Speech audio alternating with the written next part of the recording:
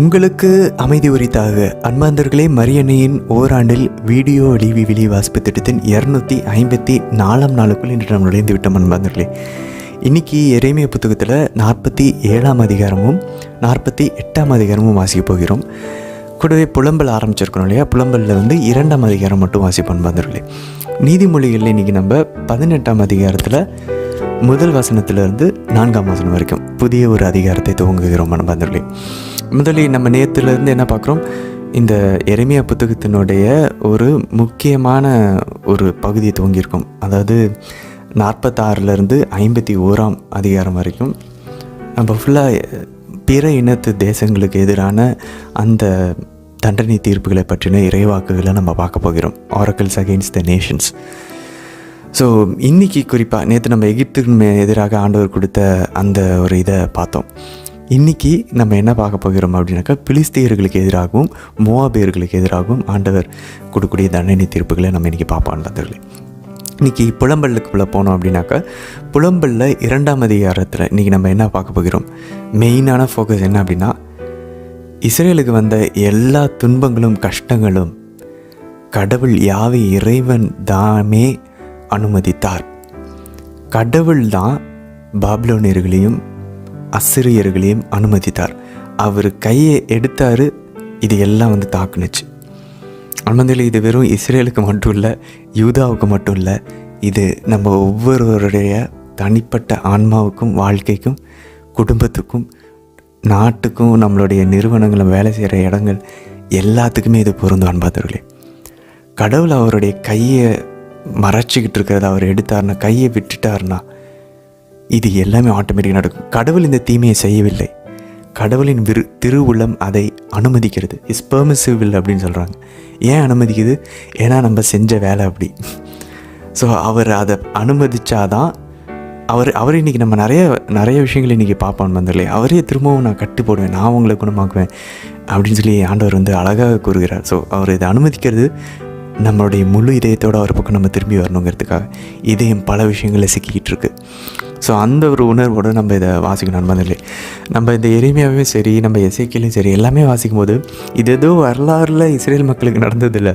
இன்றைக்கி நம்ம எல்லாருமே இஸ்ரேல் மக்களாக இருக்கிறோம். என்றைக்கு நீ ஞானஸ்தானம் வாங்கணும் மறந்துடக்கூடாது. பவுல் தெளிவாக சொல்கிறாரு, இயேசு கிறிஸ்துவினுடைய வித்து, ஆபிரகாமினுடைய வித்து இயேசு கிறிஸ்து. இயேசு கிறிஸ்துவோடைய உடலோடு நம்ம இணையும் போது நம்ம எல்லாருமே ஆபிரகாமுடைய வழிமரபாக மாறுகிறோம். இப்போ நம்ம எல்லாருமே இஸ்ரேல் மக்களாக மாறுறோம். புதிய இஸ்ரேல், பழைய இஸ்ரேலாக இருப்பது போல் அல்ல. அப்போ நம்ம எல்லாருக்குமே இது கனெக்டடாக இருக்குது. அதனால புனித பவுல் சொல்லுகிறார், இது இந்த இஸ்ரேல் மக்கள் இப்படி இருக்கிறாங்க, இவ்வளோ மோசமாக இருக்கிறாங்க, இவ்வளோ சொல்லியும் கேட்கல. அன்பந்தவர்களே, இது எல்லாமே இஸ்ரேல் மக்கள் பண்ணதாக பார்க்கக்கூடாது. இன்றைக்கி நம்ம அதை இப்போ பண்ணிக்கிட்டு இருக்கோம். அன்பந்தவர்களே, வாழ்நாள் ஃபுல்லாக நம்ம கடவுளுக்கு எதிர்த்துக்கிட்டு தான் இருக்கிறோம். அதை நம்ம கொஞ்சம் கொஞ்சமாக குறைக்க ட்ரை பண்ணுறதுக்கு தான் இந்த கிறிஸ்தவ வாழ்க்கை. அதுக்கு தான் நம்ம திருச்சபைக்கு நம்ம 7 திருவருள் சாதனங்களை கொடுத்து கடவுளுடைய அருளை பெற்று கொஞ்சம் கொஞ்சமாக இந்த ஜென்ம சுபாவத்திலேருந்து வெளியே வர ட்ரை பண்ணிகிட்ருக்கோம். அதனால் இதை ஏதோ வரலாறு இஸ்ரேல் மக்கள் செஞ்சதாக பார்த்தோம் அப்படின்னா இதை நம்ம வாசிக்கிறது வேஸ்ட்டு. இதை நான் இன்றைக்கி பண்ணிகிட்ருக்கேன்னு பார்க்கணும். இல்லைன்னா அது நம்மளை ஏதோ வேற ஒருத்தவங்களை பண்ணது மாதிரி பார்க்கக்கூடாது. வந்தவர்களே, நம்ம இன்றைக்கி பாருங்கள், கடவுள் சின்ன சின்ன விஷயம் நம்ம மனசுலேருந்து பண்ண வேணான்னு ஆழமாக நம்ம ஜெபத்தில் இருந்தோன்னா, டெய்லி 3 அல்லது 4 ஜெபமாலைகள் ஜெபிச்சோன்னா நமக்கு தெரிய வரும். கடவுளும் மாதாவும் உணர்த்துவாங்க. சின்ன சின்ன கரெக்ஷன்ஸ் நம்ம வாழ்க்கையில் கொடுத்துக்கிட்டே இருப்பாங்க. அதுக்கு இந்த இஸ்ரேல் மக்கள் மாதிரி எதிர்க்கும் போது கடவுள் சில சமயம் அதனோட விளைவுகளை நம்மளை சந்திக்க விடுவார். அதை சந்திக்கும் போது நம்ம புரிஞ்சுக்கிட்டு இனி அவர் குரல் கேட்கும்போது ஐயா அப்படின்னு சொல்லிட்டு நம்ம போயிட்டு ஆண்டவர்கிட்ட சரணடைவோம். ஸோ ஊதாரி மகனே போல தான். ஸோ ஆண்டவர் இஸ்ரேலுக்கு எதிரியாக மாறிவிட்டார். அதுதான் இன்றைக்கி புலம்பல் 2ல் நம்ம வாசிப்போம். அன்பர்களே, ஸோ அது கடைசியாக எப்படி முடியும்? வழக்கம் போல் 3rd பர்சனில் பேசுவாங்க. அதாவது 3வது நபர் பேசுவதை போல் இஸ்ரேலை பார்த்து வருத்தப்படுற மாதிரி இன்றைக்கி இருக்கும். கடைசியாக முடியும் போது எப்படி இருக்கும்? இஸ்ரேலே ஆண்டவரிடம் புலம்பி அழுவதை போல் நம்ம இன்றைக்கி பார்ப்போம். ஸோ ஆண்டவரை விடுவிக்க சொல்லி ஒரு ஜெபமாக இருக்கும். அன்பர்களே, இந்த இஸ்ரேல் ஜெபிக்கக்கூடிய ஜெபம் மாதாவுடைய ஜெப வாழ்க்கையை நமக்கு சுட்டி காட்டும். ஏன்னா நமக்கு நல்லா தெரியும், சீயோன் மகள், கன்னி பெண், யாவையினுடைய மனவாட்டி, இது எல்லாமே யாரை குறிக்கிறது? மாதாவினுடைய ஒரு முன்னடையாளம். இஸ்ரேலும் யூதாவும் எருசலேமும். அப்போ பாருங்கள் நண்பர்களே, கப்ரியேல் வானதூதர் லூக்கா நற்செய்தியில் மாதாவிடம் சொல்லும்போது மாதாக்கிட்ட என்ன சொல்கிறாங்க, மரியா அஞ்சாதே, கடவுளுடைய அருளை கண்டு அடைந்துள்ளீர். You have found favour with God. Found favour அப்படின்னா கண்டு அடைந்துள்ளீர்னா எதையோ தேடுனா தானே கண்டுபிடிக்க முடியும். அப்போ மாதா தேடிட்டு இருந்திருக்காங்க பாருங்கள். நல்லா யோசிச்சு பாருங்க நம்மளே. தானியல் 21 நாள் ஃபாஸ்டிங் இருந்து ஆண்டவரிடம் இஸ்ரேல் மகளுக்காக ஜெபிச்சதுனால தான் மெஸ்ஸியா எப்போ வருவார்ன்றதே இந்த உலகிற்கு அவர் வழியாக வெளிப்படுத்தப்பட்டது. அந்த மெஸ்ஸியாவையே நம்ம பெற்றுக்கொள்ள போகிறாங்கன்னா மாதா எந்த அளவுக்கு உபவாசம் இருந்து கண்ணீரோடு ஜெபிச்சிருப்பாங்க. இன்றைக்கி இஸ்ரேல் அழுவுது, எப்படியாச்சும் எங்களை விடுவீங்க அப்படின்னு சொல்லி. அப்போ மாதா இந்த மாதிரி தானே ஜெபிச்சிருப்பாங்க. இஸ்ரேல் பாருங்கள், நீங்கள் பார்த்து கையை தூக்கி கை விரிச்சு ஜெபின்னு நம்ம மிஸ்டிக்கல் சிட்டி ஆஃப் காடில் பார்த்தோன்னா மாதா அப்படி தான் கையை விரித்து சிலுவையில் அரைஞ்ச மாதிரி தான் ஜெபிப்பாங்களாம். அப்போ இன்றைக்கி இந்த இஸ்ரேல் ஜெபிக்கிற ஜெபம் எல்லாம் மாதாவுடைய ப்ரேயர் லைஃப் நமக்கு பதிவு செய்யப்படலை புதிய ஏற்பாட்டில். ஆனால் அதனுடைய ஒரு கிளிம்ஸ், ஒரு பார்வை எப்படி இருந்திருக்கும் அப்படின்ற ஒரு டேஸ்ட் நமக்கு இன்றைக்கி இந்த பழைய ஏற்பாட்டில் இஸ்ரேல் ஆண்டவரே எங்களை விடுவீங்க, எங்களை எப்போ நீங்கள் கண் நோக்குவீங்க, எங்களை பாருங்கள், எங்களை திரும்பி பாருங்கன்னு இஸ்ரேல் கேட்கும்போது, யூதா கேட்கும்போது மாதா இப்படி தான் ஜெபிச்சிருப்பாங்க மெசியாவுக்காக. அதனால தான் கடவுளுடைய அருளை கண்டடைந்தாங்க. She found favour with God. சும்மாலாம் ஆண்டவர் ஏதோ ஒரு ஊரில் போயிட்டு ஆசிரியத்தில் யாரையாவது ஒரு தேர்ந்தெடுத்து நம்ம அங்கே போய் இறங்குவோம். இல்லை, மாதாவுடைய ஜெபமும் உபவாசமும் தான் இறக்கி கொண்டு வந்துச்சு. இதை நம்ம பழைய ஏற்பாட்டினுடைய பின்னணியில் தான் பார்க்க முடியும். சும்மா யாருக்கிட்டையுமே ஆண்டவர் ஒரு அருளை கொடுக்கவே மாட்டார் அன்பர்களே. அதுக்காக உபவாசம் இருந்து ஜெபிச்சு தயாரிக்கிறவங்களுக்கு தான் கொடுப்பார். தானியல் சும்மா போயிட்டு இருந்தவரையா கூப்பிட்டாரு? இல்லை. பட் அதுக்காக ஆண்டவர் தேர்ந்தெடுப்பார். உலகம் தோன்றுறதுக்கு முன்பாகவே இந்த திட்டத்துக்காக மாதாவை தேர்ந்தெடுத்தார், தானியலை தேர்ந்தெடுத்தார், ஆபிரகாமை தேர்ந்தெடுத்தார், நம்மையும் ஒரு திட்டத்துக்காக தேர்ந்தெடுத்திருக்கிறார். அந்த திட்டத்தின்படி நம்மளும் அந்த ஆவியில் நம்ம இயக்கப்பட்டு ஆண்டவர் என்ன சொல்கிறாரோ அதெல்லாம் செஞ்சோன்னா நம்மளும் இவர்களைப் போல கருவிகளாக இந்த உலகத்தில் ஆண்டவர் இயேசுவை கொண்டு வரத்துக்கு நம்மையும் ஆண்டவர் பயன்படுத்துவார். ஸோ இந்த ஒரு பின்னணியில் இன்றைக்கி இஸ்ரேல் ஜெபிக்கிறத, அழுது புலம்புறத வியாகுல மாதாவினுடைய ஒரு ஜெபமாக பார்ப்போம். எப்போ நீங்கள் இந்த உலகுக்கு மீட்பு கொண்டு வரீங்க? தானியல் சொன்ன டைம் வந்துருச்சு, இந்த உலகுக்கு மீட்பு கொண்டு வாங்கன்னு மாதா ஜெபிச்சிட்டு இருக்கிறாங்க. கடைசியாக அந்த மீட்பு மாதா கிட்டே தான் வந்துச்சு. இப்படி ஜெபிக்கிறலம்மா, நீ தான் எனக்கு வேணும், உன்கிட்ட தான் நான் பிறகுவேன். இந்த உலகமே கொல்ல முடியாத அந்த கடவுளுடைய மாட்சியிலும் ஒளியிலும் வாழ்ந்த மகன், அந்த தேவ மாதாவின் தாழ்ச்சியுள்ள மாதாவுடைய கருவறைக்குள்ள தன்னையே அடக்கி கொண்டார். சரி நண்பர்களே, இந்த ஒரு பின்னணிக்குள்ளே இன்றைய தினத்திற்கான வீடியோ வாசிப்பதுக்குள்ளே நம்ம ஜெபத்தோடு இணையலாம். தந்தை, மகன், தூய ஆவியாரின் பெயராலே ஆமேன். தந்தையம் யாவே இறைவனை அழைத்து ஜெபிப்போம். அருள் நிறைந்த அன்னை மரியே வாழ்க, ஆண்டவர் உம்முடனே, பெண்களுக்குள்ள ஆசை பெற்றவர் நீரே அம்மா, உம்முடைய திருவயிற்றின் கனியாகி இயேசு கிறிஸ்துவும் ஆசை பெற்றவரே. புனித அன்னை மரியே, இறைவனின் தாயே, பாவிகளாய் இருக்கிற எங்களுக்காக இப்பொழுதும் எங்கள் இறப்பின் வேலையிலும் வேண்டிக் கொள்ளும் அம்மா. ஆமேன். சுதனாகிய ஆண்டவர் இயேசுவை அழைத்து ஜெபிப்போம். அருள் நிறைந்த அன்னை மரியே வாழ்க, ஆண்டவர் உம்முடனே, பெண்களுக்குள்ள ஆசை பெற்றவர் நீரே அம்மா, உம்முடைய திருவயிற்றின் கனியாகி இயேசு கிறிஸ்துவும் ஆசை பெற்றவரே. புனித அன்னை மரியே, இறைவனின் தாயே, பாவிகளாய் இருக்கிற எங்களுக்காக இப்பொழுதும் எங்கள் இறப்பின் வேலையிலும் வேண்டிக் கொள்ளும் அம்மா. ஆமேன். தூய ஆவியானவரை அழைத்து ஜெபிப்போம். அருள் நிறைந்த அன்னை மரியே வாழ்க, ஆண்டவர் உம்முடனே, பெண்களுக்குள் ஆசை பெற்றவர் நீரே அம்மா, உம்முடைய திருவயிற்றின் கனியாகி இயேசு கிறிஸ்துவும் ஆசை பெற்றவரே. புனித அன்னை மரியே, இறைவனின் தாயே, பாவிகளாய் இருக்கிற எங்களுக்காக இப்பொழுதும் எங்கள் இறப்பின் வேலையிலும் வேண்டிக் கொள்ளும் அம்மா. ஆமேன். எரேமியா ஆகமம் அதிகாரம் 47. பார்வோன் காசாவை தாக்கும் முன்னர் பெலிஸ்தியரை குறித்து இறைவாக்கினர் எரேமியாவுக்கு ஆண்டவர் அருளிய வாக்கு. ஆண்டவர் கூறுவது இதுவே: வடக்கினின்று வெள்ளம் பொங்கி எழுகின்றது, கரை புரண்டோடும் காட்டார் என அது மாறுகின்றது. நாட்டையும் அதில் உள்ள அனைத்தையும், நகரையும் அதன் குடிகளையும் மூழ்கடிக்கும். மனிதர் கூக்குரலிடுவர், நாட்டு மக்கள் அனைவரும் ஓலமிடுவர். போர்க்குதிரைகளின் குளம்பொலியையும் தேர்களின் இரைச்சலையும் அவற்றின் உருளை ஓசையையும் கேட்டு தந்தையர் கை சோர்ந்தமையால் தம் குழந்தைகளையும் திரும்பி பார்க்க மாட்டார்கள். பெலிஸ்தியர் எல்லாரும் அழியும் நாள், தீர் சீதோனும் அவற்றின் எஞ்சியுள்ள துணையாளர் எல்லாரும் ஒழியும் நாள் நெருங்கிவிட்டது. ஆண்டவர் பெலிஸ்தியரையும் கப்தோர் தீவின் எஞ்சியோரையும் அழிக்கவிருக்கிறார். காசா மொட்டையடிக்கப்படும், அஸ்கலோன் அழிக்கப்படும். அனாக்கியருள் எஞ்சியிருப்போரே, எத்துணை காலம் நீங்கள் உங்களையே காயப்படுத்திக் கொள்வீர்கள்? ஓ ஆண்டவரின் வாளே, என்று நீ ஓய்ந்திருப்பாய். நீ உன் உரைக்குள் செல், அங்கே ஓய்வெடு, அமைதியாயிரு. ஆண்டவர் அதற்கு கட்டளை கொடுத்திருக்கிறார். அது எப்படி ஓய்ந்திருக்க முடியும்? அஸ்கலோனுக்கும் கடற்கரை பகுதிக்கும் எதிராக அவர் அதற்கு பணி குறித்து வைத்துள்ளாரே. எரேமியா ஆகமம் அதிகாரம் 48. மோவாபை குறித்து இஸ்ராயேலின் கடவுளாகிய படைகளின் ஆண்டவர் கூறுவது இதுவே. நெபோவுக்கு ஐயோ கேடு, அது பாழடைந்து கிடக்கிறது. கிரியத்தாயும் அவமானத்துக்கு உள்ளாகி கைப்பற்றப்பட்டுள்ளது. அதன் கோட்டை இழிவுபடுத்தப்பட்டு தரைமட்டமாக்கப்பட்டுள்ளது. மோவாபின் புகழ் மங்கிவிட்டது. எஸ்போனில் அதற்கு தீங்கிழைக்க திட்டமிடப்படுகிறது.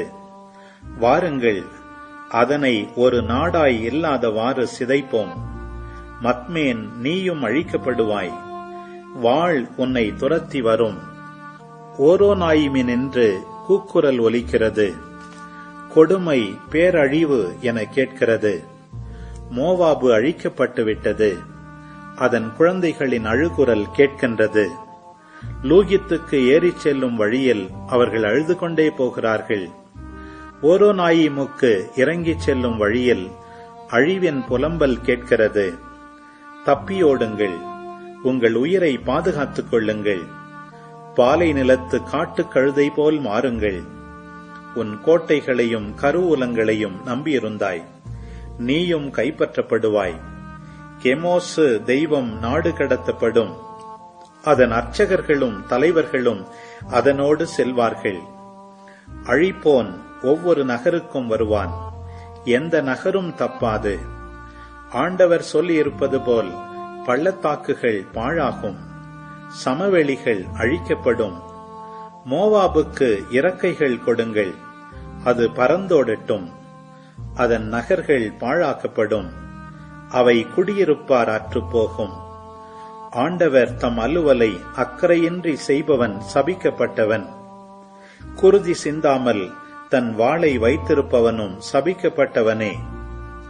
மோவாபு இளமை முதல் அமைதியில் வாழ்ந்து வருகிறது. மண்டியை அடியில் கொண்ட பழந்திராட்சை ரசம் அது. அது கலத்தினின்று கலத்திற்கு மாற்றப்படாதது, நாடு கடத்தப்படாதது. அதன் சுவை குன்றவில்லை, அதன் நறுமணம் மாறவில்லை. எனவே நாள்கள் வருகின்றன என்கிறார் ஆண்டவர். அப்பொழுது நான் கவிழ்ப்போரை அனுப்புவேன், அவர்கள் அதை கவிழ்ப்பார்கள். அதன் கலங்களை வெறுமையாக்குவார்கள், அதன் சாடிகளை நொறுக்குவார்கள். இஸ்ரவேல் வீட்டார் தாம் நம்பிக்கை வைத்திருந்த பெத்தேலை குறித்து இகழ்ச்சியுற்றது போல மோவாபு கெமோசை குறித்து இகழ்ச்சியுறும். நாங்கள் படை வீரர்கள், போரில் வல்லவர்கள் என்று நீங்கள் எப்படி சொல்லக்கூடும்? மோவாபையும் அதன் நகர்களையும் அழிப்பவன் வந்துவிட்டான். அதன் சிறந்த இளைஞர்கள் கொலைக்களத்திற்கு போய்விட்டார்கள் என்கிறார் படைகளின் ஆண்டவர் என்னும் பெயருடைய மன்னர். மோவாபின் அழிவு அண்மையில் உள்ளது. தீங்கு அதை நோக்கி விரைந்து வருகிறது. அதை சுற்றியிருப்போரே, நீங்கள் அனைவரும் அதற்காக துக்கம் கொண்டாடுங்கள். அதன் புகழை அறிந்திருப்போரே, நீங்கள் அனைவரும் வலிமை மிக்க செங்கோல் முறிந்தது எஞ்ஞனும், மேன்மைமிக்க கோல் உடைந்தது எவ்வாறு என்று கேளுங்கள். மகள் தீபோனின் குடிமகனே, உன் மேன்மையை விட்டு இறங்கி வா, வறண்ட நிலத்தில் வந்து அமர்ந்து கொள். மோவாபை அழிப்பவன் உனக்கு எதிராக எழுந்துவிட்டான், உன் கோட்டைகளை அவன் தகர்த்துவிட்டான். அரோயேரின் குடிமகனே, நீ சாலை ஓரமாய் நின்று கவனி.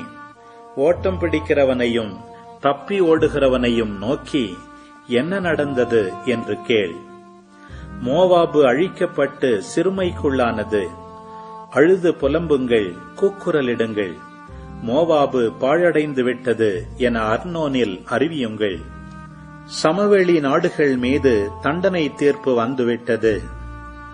ஓலோன், யாகுசா, மேப்பாத்து, தீபோன், நெபோ, பெத்திப்லத்தாயும், கிரியத்தாயும், பெத்காமோல், பெத்மேகோன், கெரியோத்து, போஸ்ரா மீதும் அருகிலும் தொலையிலும் உள்ள மோவாபு நாட்டு நகர்கள் மீதும் வந்துவிட்டது.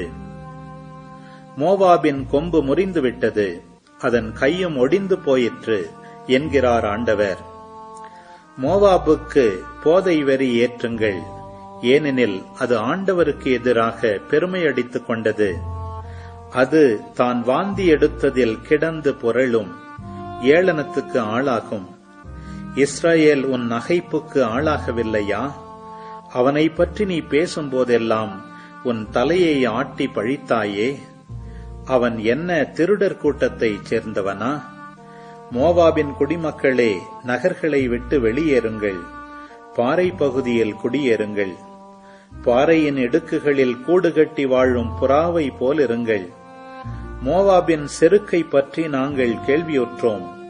பெரிதே அதன் இருமாப்பு, அதன் ஆணவம், செருக்கு, அகங்காரம், அகந்தை பற்றி எல்லாம் கேள்வியுற்றோம். அதன் திமிரை நான் அறிவேன் என்கிறார் ஆண்டவர். அதன் தற்புகழ்ச்சி எல்லாம் பொய், அதன் செயல்கள் யாவும் பொய். மோவாபை முன்னிட்டு நான் ஓலமிடுவேன், மோவாபு முழுவதையும் குறித்து அலறி அழுவேன். கீர்கரேசின் மனிதர் பொருட்டு புலம்புவேன். சிப்மாவின் திராட்சை கொடியே, யாசேருக்காக அழுவதை விட அதிகமாய் உனக்காக அழுவேன். உன் கொடிகள் கடல் வரை படர்ந்துள்ளன, யாசேர் கடலை எட்டியுள்ளன. கோடை பழங்கள் மீதும் திராட்சை பழங்கள் மீதும் அழிப்போன் பாய்ந்து வந்தான். செழிப்பான மோவாபு நாட்டினின்று மகிழ்ச்சியும் அக்களிப்பும் அகற்றப்பட்டுவிட்டன. திராட்சை ஆலைகளில் ரசம் வற்றிப்போகச் செய்துள்ளேன். மகிழ்ச்சியோடு பழம் மிதிப்பவன் எவனும் இல்லை. மகிழ்ச்சியின் ஆரவாரம் அங்கு எழுவதில்லை. எஸ்போனும் எலையாலேயும் கூக்குரலிடுகின்றன. யாகாசு வரை அவற்றின் அழுகுரல் கேட்கிறது. சோவாரிலிருந்து ஒரோனாயும் எக்லாத்து செலீசியா வரை அது ஒலிக்கிறது. ஏனெனில் நிம்ரிம் தண்ணீரும் வற்றி போனது. மோவாபின் தொழுகை மேடுகளில் தன் தெய்வங்களுக்கு பலி செலுத்தி தூபம் காட்டுபவனை நான் அழித்து விடுவேன் என்கிறார் ஆண்டவர். எனவே என் இதயம் புல்லாங்குழல் போன்று மோவாபுக்காக புலம்புகிறது. என் இதயம் புல்லாங்குழல் போன்று சீர்செரேசின் மனிதருக்காக சோக பண்ணிசைக்கிறது. ஏனெனில் அவர்கள் சேர்த்து வைத்திருந்த செல்வங்கள் அழிந்துவிட்டன. அவர்கள் அனைவருடைய தலைகளும் மழிக்கப்பட்டுள்ளன, தாடிகள் அகற்றப்பட்டுள்ளன. எல்லா கைகளிலும் வெட்டுக்காயங்கள் உள்ளன, இடைகளில் சாக்கு உடை காணப்படுகிறது. மோவாபின் வீட்டு மேல் தளங்கள் எல்லாவற்றிலும் அதன் தெருக்களிலும் ஒரே புலம்பல். ஏனெனில் யாரும் பொருட்படுத்தாத பாத்திரத்தை போன்று மோவாபை நான் உடைத்தெறிந்தேன் என்கிறார் ஆண்டவர். இப்படி அது நொறுக்கப்பட்டு கிடக்கின்றதே, இப்படி அவர்கள் புலம்புகின்றார்களே, இப்படி மோவாபு வெட்கி தலைகுனிந்து நிற்கின்றதே. மோவாபு தன்னை சுற்றியிருப்போர் எல்லார் முன்னும் ஏளனத்துக்கும் பேரச்சத்திற்கும் உள்ளாயிற்று. ஆண்டவர் கூறுவது இதுவே: ஒருவன் கழுகை போல் பாய்ந்து வருவான், மோவாபின் மீது தன் இறக்கைகளை விரிப்பான். நகர்கள் பிடிபடும், கோட்டைகள் கைப்பற்றப்படும். அந்நாளில் மோவாபிய படை வீரர்களின் இதயம் பேறுகால பெண்ணின் இதயத்தை போல் துடிக்கும். மோவாபு அழிக்கப்படும். இனி அது ஒரு மக்களினமாயிராது. அது ஆண்டவருக்கு எதிராக பெருமை அடித்துக் கொண்டது. மோவாபின் மகனே, திகிலும் படுகுழியும் கண்ணியுமே உன் முன் இருக்கின்றன என்கிறார் ஆண்டவர். திகிலுக்கு அஞ்சி ஓடுபவன் படுகுழியில் விழுவான். படுகுழியினின்று வெளியே வருபவன் கண்ணியில் மாட்டிக்கொள்வான். அவர்களுடைய தண்டனை காலத்தில் இவற்றை மோவாபின் மீது வரவழைப்பேன் என்கிறார் ஆண்டவர். தப்பியோடுவோர் எஸ்போனின் நிழலில் வலுவிழந்து நிற்கின்றனர். எஸ்போனிலிருந்து நெருப்பு கிளம்பிற்று, சீகோனிலிருந்து தீப்பிழம்பு புறப்பட்டது. மோவாபின் நெற்றியை அது விழுங்கிற்று, கலகக்காரரின் உச்சந்தலையை அது பொசுக்கிற்று. மோவாபே, உனக்கு ஐயோ கேடு! கெமோசின் மக்கள் அழிந்து போயினர். உன் புதல்வர் நாடு கடத்தப்பட்டனர், உன் புதல்வியரும் நாடு கடத்தப்பட்டனர். ஆயினும் இறுதி நாள்களில் அடிமைத்தனத்தினின்று மோவாபை நான் திரும்ப கொணர்வேன் என்கிறார் ஆண்டவர். மோவாபின் மீதான தண்டனை தீர்ப்பு இத்துடன் முற்றிற்று. புலம்பலாகமம் அதிகாரம் 2. ஐயோ, மகள் சீயோனை ஆண்டவர் தம் சினம் என்னும் மேகத்தால் மூடினார். அவர் இஸ்ரவேலின் மேன்மையை விண்ணினின்று மண்ணுக்கு தள்ளினார். அவரது சினத்தின் நாளில் தம் கால்மணையை மனத்தில் கொள்ளவில்லை. ஆண்டவர் யாக்கோபின் அனைத்து குடியிருப்புகளையும் இரக்கமின்றி அழித்தார். அவர் சீற்றமடைந்து மகள் யூதாவின் அரண்களை தகர்த்தார், அவற்றை தரைமட்டமாக்கினார். அவரது நாட்டையும் அதன் தலைவர்களையும் மேன்மை குலையச் செய்தார். அவர் வெஞ்சினம் கொண்டு இஸ்ரவேலின் கொம்பை முற்றிலும் வெட்டிவிட்டார். பகைவன் வந்தபொழுது தம் வலக்கையை பின்புறம் மறைத்து கொண்டார். சூழ்ந்திருக்கும் யாவற்றையும் எரிக்கும் தீப்பிழம்பென அவர் யாக்கோபின் மீது பற்றி எறிந்தார். எதிரி போல தமது வில்லை நாணேற்றினார், பகைவன் போல தம் வலக்கையை ஓங்கினார். கண்ணுக்கு இனியவை அனைத்தையும் அழித்தார். மகள் சீயோனின் கூடாரத்தில் தம் சினத்தை நெருப்பென கொட்டினார். என் தலைவர் எதிரி போலானார். அவர் இஸ்ரவேலை அழித்தார், அதன் கோட்டை கொத்தளங்களை தகர்த்தார். மகள் யூதாவின் அழுகையையும் புலம்பலையும் மிகுதியாக்கினார். தோட்டத்து பரணை பிரித்தெறிவது போல தம் கூடாரத்தையும் பிரித்தெறிந்தார். சபை கூடும் இடத்தையும் அழித்தார். சீயோனில் ஆண்டவர் விழாக்களையும் ஓய்வு நாளையும் மறக்கச் செய்தார். அவர் வெஞ்சினமுற்று அரசனையும் குருவையும் வெறுத்து ஒதுக்கினார். என் தலைவர் தம் பலிபீடத்தை வெறுத்தொதுக்கினார், தம் திரு தூயகத்தை கைவிட்டார். அதன் கோட்டை சுவர்களை பகைவரிடம் கையளித்தார். விழா நாளில் ஆரவாரம் செய்வது போல ஆண்டவரின் இல்லத்தில் அவர்கள் ஆரவாரம் செய்தனர். மகள் சீயோனின் மதிலை அழிக்க ஆண்டவர் திட்டமிட்டார். அதற்கென நூலினால் அளந்தார். அதை அழிப்பதை நிறுத்த தம் கையை மடக்கிக் கொள்ளவில்லை. அரணும் மதிலும் புலம்பச் செய்தார். அவை ஒருங்கே சரிந்து வீழ்ந்தன. அவளின் வாயிற்கதவுகள் மண்ணில் புதைந்து கிடந்தன. அதன் தாள்களை உடைத்து சிதறடித்தார். அவளின் அரசனும் தலைவர்களும் வேற்றினத்தாரிடையே உள்ளனர். திருச்சட்டம் இல்லை. அவளின் இறைவாக்கினரும் ஆண்டவரின் காட்சி பெறவில்லை. மகள் சீயோனின் பெரியோர் தரையில் மௌனமாய் அமர்ந்துள்ளனர். அவர்கள் தங்கள் தலைமேல் புழுதியை தூவிக்கொண்டுள்ளனர், சாக்கு உடை உடுத்தியுள்ளனர். எருசலேமின் கன்னிப் பெண்கள் தங்கள் தலைகளை தரை மட்டும் தாழ்த்தியுள்ளனர். என் கண்கள் கண்ணீர் சொரிந்து சோர்ந்துள்ளன. என் குலை நடுங்குகின்றது. என் துயரத்தால் என் ஈரல் வெடித்து தரையில் சிதறுகின்றது. என் மக்களாகிய மகள் நசுக்கப்பட்டுள்ளாள். நகர் வீதிகளில் குழந்தைகளும் மழலைகளும் மயங்கி கிடக்கின்றனர். அவர்கள் தங்கள் அன்னையரிடம் அப்பம் திராட்சைரசம் எங்கே என்று கேட்கின்றனர். படுகாயமுற்றோரைப் போல நகர் வீதிகளில் அவர்கள் மயங்கி வீழ்கின்றனர். தாய்மடியில் உயிர் விட்டவர் போல் ஆகின்றனர். மகளே எருசலேம், உன் சார்பாக நான் என்ன சொல்வேன்? உன்னை எதற்கு ஒப்பிடுவேன்? மகள் சீயோனே, கன்னிப்பெண்ணே, யாருக்கு உன்னை இணையாக்கி தேற்றுவேன் உன்னை? உன் காயம் கடலை போல் விரிந்துள்ளதே, உன்னை குணமாக்க யாரால் முடியும்?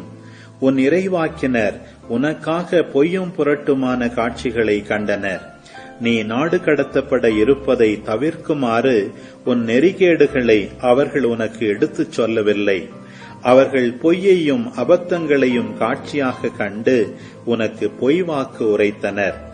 அவ்வழியாய் கடந்து செல்வோர் உன்னை பார்த்து கைகொட்டி சிரித்தனர். மகள் எருசலேமை நோக்கி தலையை ஆட்டி சீழ்க்கை அடித்தனர். அழகின் நிறைவும் மண்ணுலகின் மகிழ்ச்சியுமாக இருந்த மாநகர் இதுதானா என்றனர். உன் எதிரிகள் அனைவரும் உன்னை நோக்கி கோணல் வாய் காட்டுகின்றனர். சீழ்க்கை அடித்து பற்களை நரநரவென்று கடிக்கின்றனர். நாம் அவளை பாழாக்கினோம் என்றனர். இந்நாளுக்காகவே நாம் காத்திருந்தோம், இப்போதுதான் நம்மால் அதை காண முடிந்தது என்றனர். ஆண்டவர் தாம் திட்டமிட்டபடியே செய்தார். நெடுநாள்களுக்கு முன் தாம் முன்னெச்சரிக்கை செய்தவாறு செயல்பட்டார். ஈவிரக்கமின்றி இடித்து தள்ளினார். உன் எதிரிகளை மகிழ்ச்சி அடையச் செய்தார். பகைவனின் ஆற்றலை பெருகச் செய்தார். அவர்களின் இதயம் என் தலைவனை நோக்கி கூக்குரலிடுகின்றது. மகள் சீயோனின் மதிலே, இரவும் பகலும் வெள்ளமென கண்ணீர் பொழி. உனக்கு ஓய்வு வேண்டாம், கண்ணீர் விடாமல் நீ இருக்க வேண்டாம். எழு, இரவில் முதற்சாமத்தில் குரல் எழுப்பு. உள்ளத்தில் உள்ளதை என் தலைவர் திருமுன் தண்ணீரை போல் ஊற்றிவிடு. தெருமுனையில் பசியால் மயங்கி விழும் குழந்தைகளின் உயிருக்காக அவரை நோக்கி உன் கைகளை உயர்த்து. கண்ணோக்கும் ஆண்டவரே, எண்ணி பாரும், யாருக்கு இப்படி செய்திருக்கின்றீர்? பெண்கள் தங்கள் கற்பத்தின் கனிகளையே, கை குழந்தைகளையே தின்ன வேண்டுமோ? குருவும் இறைவாக்கினரும் என் தலைவரின் திரு தூயகத்தில் கொல்லப்பட வேண்டுமோ? வீழ்திகளின் புழுதியில் சிறியோரும் பெரியோரும் வீழ்ந்து கிடக்கின்றனர். என் கன்னியரும் காளையரும் வாளால் வீழ்த்தப்பட்டனர். உமது சீற்றத்தின் நாளில் ஈவிரக்கமின்றி அவர்களை கொன்று குவித்தீர். திருவிழாவுக்கு அழைப்பது போல எப்பக்கமும் எனக்கெதிராக பேரச்சத்தை வரவழைத்தீர். ஆண்டவரது சீற்றத்தின் நாளில் உயிர் தப்பி பிழைத்தவரோ எஞ்சியவரோ எவரும் இல்லை. நான் பேணி வளர்த்தவர்களை என் எதிரி கொன்றழித்தான். நீதிமொழிகள் அதிகாரம் 18. பிறரோடு ஒத்து வாழாதவர் தன்னலத்தை நாடுகின்றார். பிறர் கூறும் தக்க அறிவுரையும் அவருக்கு எரிச்சலை உண்டாக்கும். மதிகேடர் எதையும் அறிந்து கொள்ள விரும்ப மாட்டார்.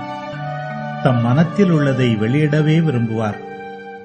கயமையும் இழிவும் சேர்ந்தே வரும்.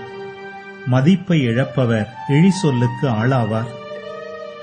மனிதரின் சொற்கள் ஆழ்கடல் போன்றவை.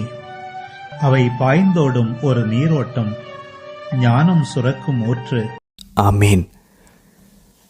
ஆண்டவரே, இந்த நாளுக்கான இந்த அழகான இறைவார்த்தை பகுதிகளுக்காக நன்றி செலுத்துகிறோம் அப்பா. ஆண்டவரே, எங்களுடைய காயங்களுக்கு காரணமும் நீங்கள் தான்ப்பா. எங்களை காயப்படுத்தியது எங்களுடைய பாவங்கள் தான், ஆனால் நீங்கள் தான் அதை அனுமதிச்சிங்க அப்பா. எங்களுக்கு கட்டு போடுகிறவரும் நீங்கள் தான் ஆண்டவரே. ஆண்டவரே, எங்களுடைய இந்த இழிவான நிலையை பார்த்து, எங்களுடைய இந்த துன்பங்களை பார்த்து எங்கள் மேல் மனம் இறங்கியறலும். எங்களுடைய சூழ்நிலைகளை மாற்றாதீங்கப்பா, எங்களுடைய மனதை மாற்றுங்க. நீங்கள் எதுக்காக இந்த சூழ்நிலையை அனுமதிச்சிங்களோ அந்த ஒரு மனமாற்றம் எங்களுக்குள்ளே வரட்டும். எங்களுடைய வாழ்க்கை மாறட்டும். இந்த வீடியோ வாசிப்பு திட்டத்தில் அதுக்காக தான் நாங்கள் இணைஞ்சிருக்கோம் அப்பா. எங்களுடைய கல்லான இதயம் உடைக்கப்பட வேண்டும். புதிய சதையுள்ள இதயம் எங்களுக்கு தரப்பட வேண்டும். உங்களுடைய கட்டளைகள் எழுதப்பட்ட பலகைகளாக எங்களுடைய இதயம் மாறட்டும் அப்பா. ஆவியினால் கட்டளைகள் எங்களுடைய இதயத்தில் நிரப்பப்படட்டும். அம்மா, நீங்கள் எப்படி ஆண்டவர் இயேசு இந்த உலகத்தில் கொண்டு வரணுன்றதுக்காக அழுது புலம்பி ஜெபிச்சிங்களோ, அதே போல் நாங்களும் இந்த உலகத்தில் ஆண்டவர் இயேசுவை கொண்டு செல்லக்கூடிய கிறிஸ்துவின் நறுமணத்தை வீசக்கூடிய கருவிகளாக மாற அருள் தாரும் அம்மா. தந்தை, மகன், தூய ஆவியாரின் பெயராலே ஆமேன். அன்பர்களே, முதல்ல புலம்பலில் பார்த்துருவோம் பாருங்கள். புலம்பல் 2ஆம் அதிகாரம் 4ஆம் வசனம் பாருங்கள். அன்பர்களே, ஆண்டவர் சொல்றார், மகள் சீயோனின் கூடாரத்தில் தம் சினத்தின் நெருப்பை கொட்டினார். எல்லா அன்பு செய்கிற கடவுள் ஏன் இப்படி கொட்டுறாரு நெருப்பை, சினத்தின் நெருப்பை? அன்பர்களே, அந்த நெருப்பை கொட்டினது திரும்ப பைபிள் சொல்லுது எதுக்கு தெரியுமா? நம்மை பரிசுத்தப்படுத்தி அவருடைய ஆவியை நம்ம மேலே நெருப்பாக பொழிவதற்கு நம்மை தகுதியான பாத்திரமாக மாற்றுவதற்காக தான். ஸோ ஃபஸ்ட் அவர் கோபத்தின் நெருப்பு கொட்டார். எதுக்கு? அவருடைய ஆவியின், அவருடைய இறைத்தன்மையில் பங்காளர்களாக ஆகக்கூடிய ஆவியின் நெருப்பை நம்மள அதுக்குள்ளே நிரப்பணும். அப்படின்னா முதல்ல அவருடைய சினத்தின் நெருப்பினால் நம்ம தூய்மைப்படுத்தப்பட வேண்டும், சுத்திகரிக்கப்பட வேண்டும். அதை அலோவ் பண்ணணும். பெயின்ஃபுல்லாக தான் இருக்கும், பட் பொறுமையாக இருக்கணும். கடவுள் மேலே அன்பும் விசுவாசம் மட்டும் அப்படியே ஒரு என்ன சொல்கிறது, நங்குரத்தை போல் அதை நம்ம பாய்ச்சி வச்சுக்கிட்டோம் அப்படின்னா எவ்வளோ புயல் அடித்தாலும் நம்மளுடைய படகு சாயாது, கவிழாது. 13ஆம் வசனம் பாருங்கள் அன்பர்களே. உன் காயம் கடலை போல விரிந்துள்ளதே, உன்னை குணமாக்க யாரால் முடியும்? யாரால் முடியும் அன்பர்களே? என் இயேசுவால் முடியும், என் ஏசப்பாவால் முடியும், என் ஆண்டவரால் முடியும். இவ்வளவு காயத்தை அன்பர்களே. நிறைய நம்மளுடைய ப்ராப்ளம் என்ன தெரியுமா? சின்ன வயசில் நடந்தது, இல்லை நமக்கு இப்போ சமீபத்தில் நடந்தது, ஏதோ ஒன்று. காயங்கள் உள்ளே இருக்க சாத்தான் அதை குத்தி கொண்டே இருப்பான். அதை சில சமயம் ஆண்டவர் மிராக்குலஸாக ஒரே ஒரு ஜெபமாலையில் ஹீல் பண்ணலாம், ஒரு திருப்பலியில் ஹீல் பண்ணலாம், ஒரு ரெட்ரீட்டில் ஹீல் பண்ணலாம், இல்லை ஒரு வீடியோ பார்த்துருக்கும்போது, ஒரு பாட்டு கேட்கும்போது, ஒரு கண்ணீர் வரும்போது, எதில் வேணால் கடவுள் ஹீல் பண்ணலாம் பந்தர்களே. ஆனால் சில சமயம் மோஸ்ட்டாக இந்த காயங்கள் பொறுமையாக கொஞ்சம் கொஞ்சமாக ஹீல் ஆகும். அதான் நார்மல் வே.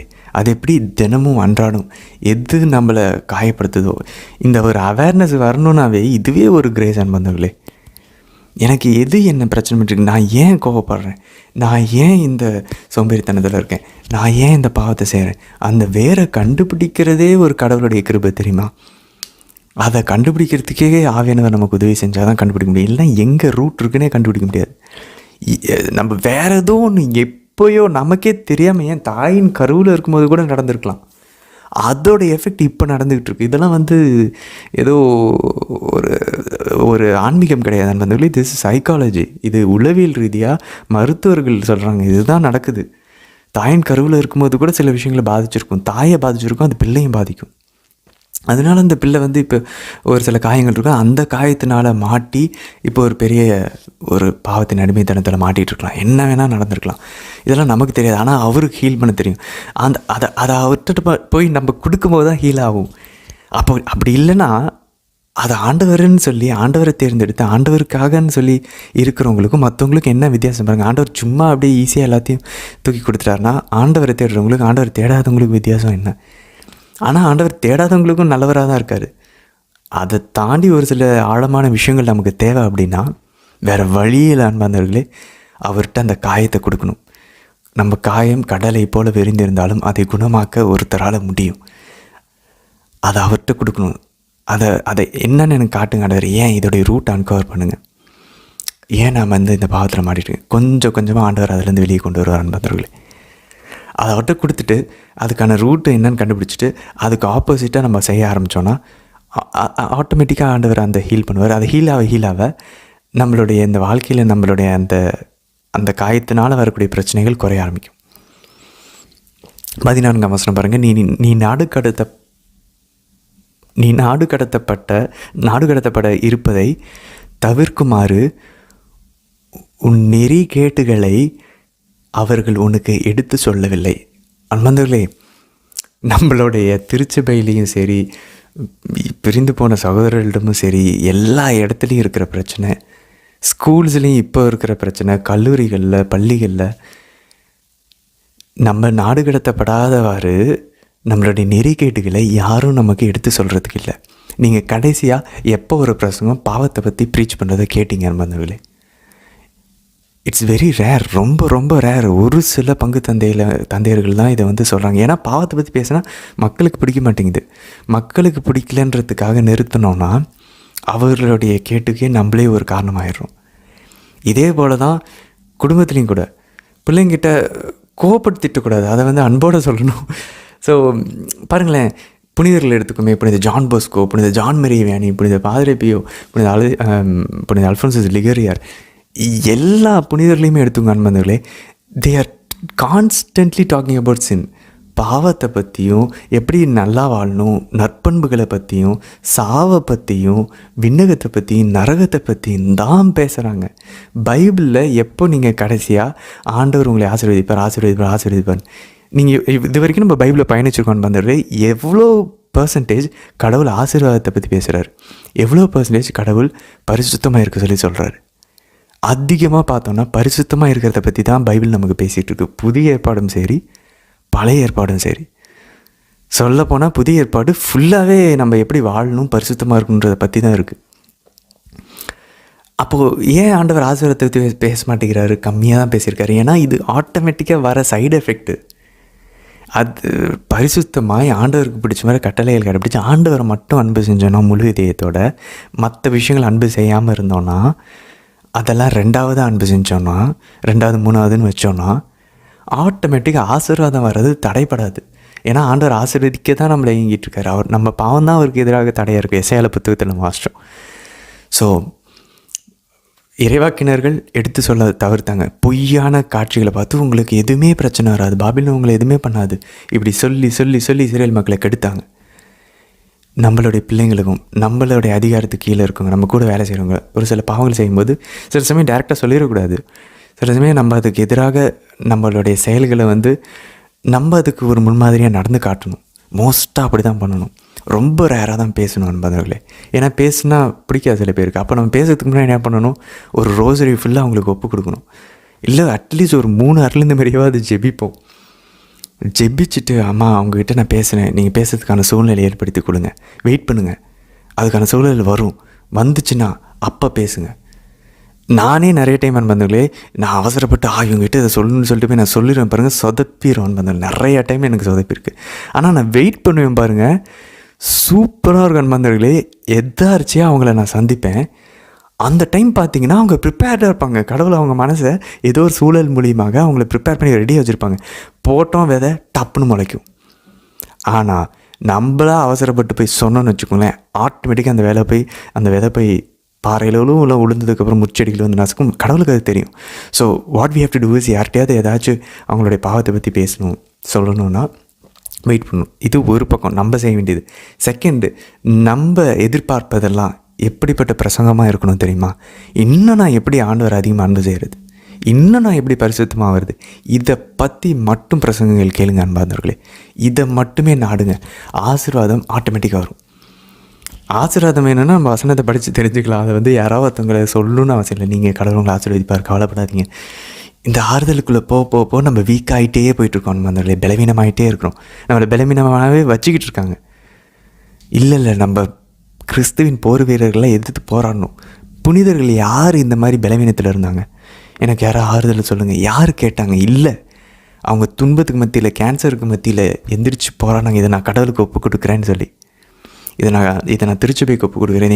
என்னுடைய கணவருடைய மனமாற்றத்துக்காக, என் மனைவியோட மனமாற்றத்துக்காக, என் பிள்ளைங்களோட மனமாற்றத்துக்காக நான் இந்த துன்பத்தை ஏற்றுக்குவேன். அப்படி எந்திரிச்சு நிற்கிறவங்க தான் கிறிஸ்துவின் போர் வீரர்கள் நண்பர்களே. அப்படியே ஆலோசனைக்கு அப்படியே எதிர்பார்த்து போகிறவங்களாம் கிறிஸ்துவின் போர் வீரர்களாக இருக்க முடியாது. அவங்களால மற்றவங்களுக்கும் உதவி இல்லை, மற்றவங்களால் அவங்களுக்கும் உதவி இல்லை. ஸோ நம்மளுடைய நெறிகேட்டுகளை எடுத்து சொல்லணும். இது வாழ்நாள் பயணம் வந்தவர்களே. We are not saints. நம்ம புனிதர்கள் கிடையாது, புனிதர்களாக ஆக தான் ட்ரை பண்ணிகிட்ருக்கோம். ஸோ வாழ்நாள் முழுசும் நமக்கு இது வந்துக்கிட்டு தான் இருக்கும். பாவத்திலேருந்து தான் அப்போ நம்மளை டியூன் பண்ணிக்கிட்டே தான் இருக்கணும், நம்மளை சுத்திகரிச்சுக்கிட்டே இருக்கணும். அப்போ இது சம்மந்தமாக யார் பேசுகிறாங்க? ஆண்டவர் நமக்கு. ஸோ இது கேட்குறதுக்கு நம்மளை பற்றி யாராவது தப்பாக சொல்லிட்டாங்க, கஷ்டமாக சொல்லிட்டாங்கன்னா அது நமக்கு ரெசிஸ்ட் பண்ணுறோன்னு வச்சுக்கோங்களேன், நம்மக்கிட்ட தாழ்ச்சி இல்லைன்னு அர்த்தம். இன்னும் நம்ம பைபிளை புரிஞ்சிக்கவே இல்லை, கிறிஸ்துவ வாழ்க்கையை புரிஞ்சிக்கவே இல்லைன்னு அர்த்தம். நம்மளை பற்றி யாராவது தப்பு சொன்னாங்கன்னா அதை அமைதியாக எடுத்துகிட்டு போயிட்டு, ஆமாம் கரெக்ட், ஓகே, எப்போ நம்மளை குத்தம் சொன்னாலும் அமைதியாக ஏற்றுக்கிட்டு, ஒரு வேளை அவங்க புரிஞ்சிக்காமலே சொன்னாலும் அதை நம்ம எடுத்துகிட்டு போயிட்டு அமைதியாக ஜெபமாலையில் அதை பற்றி யோசிக்கணும். ஓகே, உண்மையிலேயே நம்ம அதை செய்யலை, அவங்க நம்மளை பற்றி தப்பாக சொன்னாங்கன்னா ஓகே, அதை நம்ம தாழ்ச்சியை ஏற்றுக்குவோம், அவங்ககிட்ட அன்போடு எது சொல்லுவோம். அவங்க அதை புரிஞ்சிக்கல, ஃபைன், நம்ம அதை ஒரு தாழ்ச்சி அடையிறதுக்கான ஒரு டைமாக நம்ம அதை வச்சுக்கணும், அவ்வளோதான். Okay, time to become humble, அவ்வளோதான். சரி, 18 19 வசனங்கள் பாருங்கள் நண்பர்களே. அவர்களின் இதயம் என் தலைவனை நோக்கி கூக்குரலிடுகிறது. யார்? அந்த இஸ்ரேலுடைய இதயம் என் தலைவனை நோக்கி கூக்குரலிடுகிறது. மாதா இப்படி தான் கூக்குரலிட்டாங்க நண்பர்களே. மகள் சியோனின் மதிலே இரவும் பகலும் வெள்ளமென்ன கண்ணீர் பொழி, உனக்கு ஓய்வு வேண்டாம், கண்ணீர் விடாமல் நீ இருக்க வேண்டாம். மாதா இப்போ ஓய்வு இல்லாமல் ஜெபிச்சிருக்காங்க அன்பாந்தவர்களே. கண்ணீரை வெள்ளத்தை போல் சிந்திருக்கிறாங்க. எப்போ ஆண்டவரே நீங்கள் வருவீங்க அப்படின்னு சொல்லி. தானியேல் சொன்ன டைம் வந்துருச்சு. அந்த 490 வருஷம் முடிஞ்சிருச்சு. எப்போ வருவீங்க? மாதா கண்ணீரை வெள்ளத்தை போல் ஓய்வு இல்லாமல் ஜெபிச்சிருக்காங்க அன்பாந்தவர்களே. இப்போவும் ஓய்வு இல்லையா புனிதர்களால் தான் சொல்கிறாங்க. என்னைக்கு 2ஆம் வருகை வருதோ அன்னை வரைக்கும் மாதா ஓய்வு இல்லை. ஏன்னா அவங்க இந்த இஸ்ரேல் எப்படி தன் பிள்ளைகளுக்காக ஜெபிச்சிச்சோ அதே போல் மாதா தன் புதிய இஸ்ரேல் ஆகிய மாதா புதிய இஸ்ரேலினுடைய பிள்ளைகளாகிய நமக்காக ஜெபிக்கிறாங்க. 19ஆம் வசனம் பாருங்கள். எழு, இரவில் முதற் சாமத்தில் குரல் எழுப்பு. மாதா அப்படி தான் நைட்டு பகலும் எந்திரிச்சு ஜெபிச்சிருக்காங்க. உள்ளத்தில் உள்ளதை என் தலைவர் திருமுன் தண்ணீரை போல ஊற்றிவிடு. திருமுனையில் பசியால் மயங்கி விழும் குழந்தைகளின் உயிருக்காக அவரை நோக்கி உன் கைகளை உயர்த்து. பாருங்களேன், நம்ம எல்லாம் மயங்கி விழுந்துட்டுருக்கோம் அன்பர்களே. தண்ணீர்னால இல்லை, தண்ணீர் தாகம் எடுக்கிறதுனால இல்லை, ஆவியானவர் இல்லாமல், வார்த்தை இல்லாமல், நற்கருணை இல்லாமல் நம்மளாம் மயங்கி விழுந்துட்டுருக்கோம். நமக்காக மாதா ஜெபிச்சுக்கிட்டு இருக்காங்க. அப்போவும் ஜெபிச்சாங்க. அப்போ இருந்த இஸ்ரேல் மக்களுக்காக, இப்போ இருக்கிற இந்த புதிய இஸ்ரேல் மக்களுக்காக நமக்காகவும் ஜெபிக்கிறாங்க. இதில் பாருங்கள், இந்த துறவிகள் லிட்டர்ஜி ஆஃப் ஹவர்ஸ் ஒரு நாளைக்கு 7 முறை 9 முறை 6 முறை 5 முறைலாம் எந்திரிச்சு ஜெபிப்பாங்க. 12 மணிக்கு ஒரு தடவை, 3 மணிக்கு ஒரு தடவை, அந்த 24 மணி நேரத்தை 3 மணி நேரமாக பிரித்து ஜெபிக்கிறாங்க அன்பந்தர்களே. இப்படி தான் பெனடிக்டைன் மங்ஸ் துறவிகள்லாம் ஜெபிச்சாங்க. மூடப்பட்ட துறவரத்தெல்லாம் 12 மணி நைட்டுக்கு ஒரு தடவை எந்திரிப்பாங்க, திரும்ப தூங்கிட்டு 3 மணிக்கு எந்திரிப்பாங்க, திரும்ப 6 மணி, திரும்ப 9, திரும்ப அடுத்த நாள் காலையில் 12, திரும்ப 3 மதியானம், திரும்பவும் சாயந்தரம் 6, திரும்பவும் அதுக்கப்புறம் 9 மணி. இப்படி தான் டோட்டலாக அவங்க ஜெபிப்பாங்க அன்பந்தர்கள். பாருங்கள், இதை தான் பைபிள் சொல்லுது. பாருங்கள், பைபிள் சொன்ன மாதிரியே அப்போ நம்மளுடைய கத்தோலிக்க துறவிகள்லாம் வாழ்ந்துருக்குறாங்க. அதோடைய எஃபெக்ட்டு தான் திருச்சபையில் அவ்வளோ அழகாக அது வளர்ந்துச்சு. அவங்களுடைய ஜெபங்கள் நடுசாமத்தில் எந்திரிச்சு ஜெபிப்பதற்கான எவிடன்ஸ் நம்ம பார்த்துட்டோம். சரி, எரேமியாவில் 48ஆம் அதிகாரம் பாருங்கள், 25லேருந்து 26 வசனங்கள் அன்பர்களே. மோவாபின் கொம்பு முறிந்து விட்டது, அதன் கையும் உடைந்து போயிற்று என்கிறார் ஆண்டவர். மோவாபுக்கு போதை வேறு ஏற்றுங்கள், ஏனெனில் அது ஆண்டவருக்கு எதிராக பெருமையை கொண்டது. அன்பர்களே, பைபிளில் 2 கொம்புகளை பற்றி நம்ம பார்ப்போம். ஒரு கொம்பு நம்மளுடைய தலைக்கணம் குறிக்கக்கூடிய கொம்புகள், இன்னொரு கொம்பு ஆண்டவர் இயேசுவை குறிக்கும். தாவீதுக்காக ஒரு கொம்பை உயர்த்துவேன் அப்படின்னு சொல்லி சொல்லுவார். அன்பர்களே, நம்மளுடைய ஒரு கொம்பு தலைக்கணுன்ற கொம்பு உடஞ்சாதான் கிறிஸ்துன்ற கொம்பு. நம்மக்கிட்ட ஒரு கொம்பு இருக்கணும்.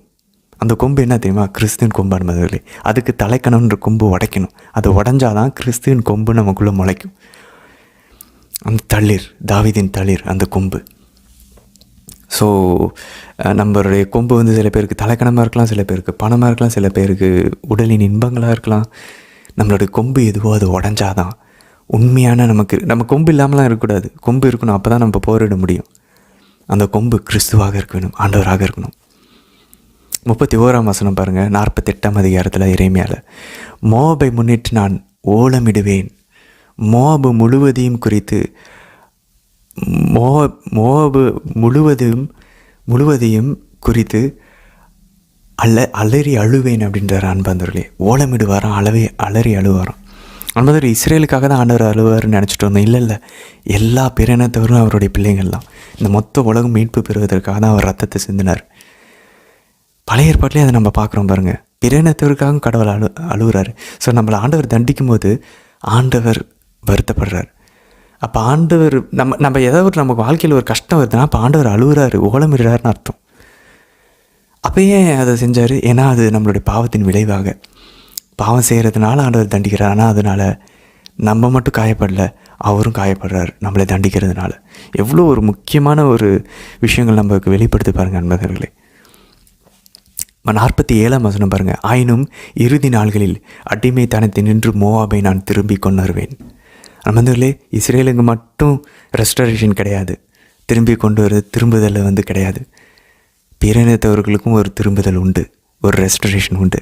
அது தன் மகன் வழியாக நடக்கும். எவ்வளோ அழகாக இருக்குது பாருங்களேன். சரி, திரும்பவும் திருப்பாடல் நீதிமொழிகள் 18ஆம் அதிகாரம் 2ஆம் வசனத்தில் பாருங்கள் அன்பர்களே.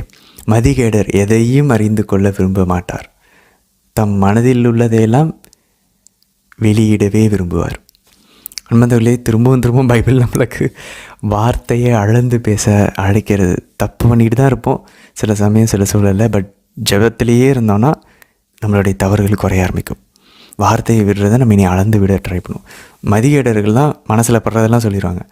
ஆனால் ஞானம் உள்ளவர்கள் அதை அளந்து அதை சொல்லலாமான்னு யோசித்து ஒரு முறை மனசில் சொல்லி பார்த்துட்டு அது அவங்களுக்கு நன்மையை விளைவிக்குமா, இல்லை நம்ம உறவை முறிக்குமா, காயப்படுத்துமா. சில அவன் சொல்லுவான், சொல்லு நல்லா அவங்க உணரட்டும்.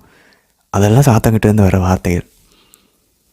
அவங்க உணரணுன்றது சொல்கிறதுனால வராது, நம்மளுடைய முன்மாதிரியான செயல்னாலையும் நம்மளோட ஜெபத்தினாலேயும் தான் அவங்களுக்கு வரும்.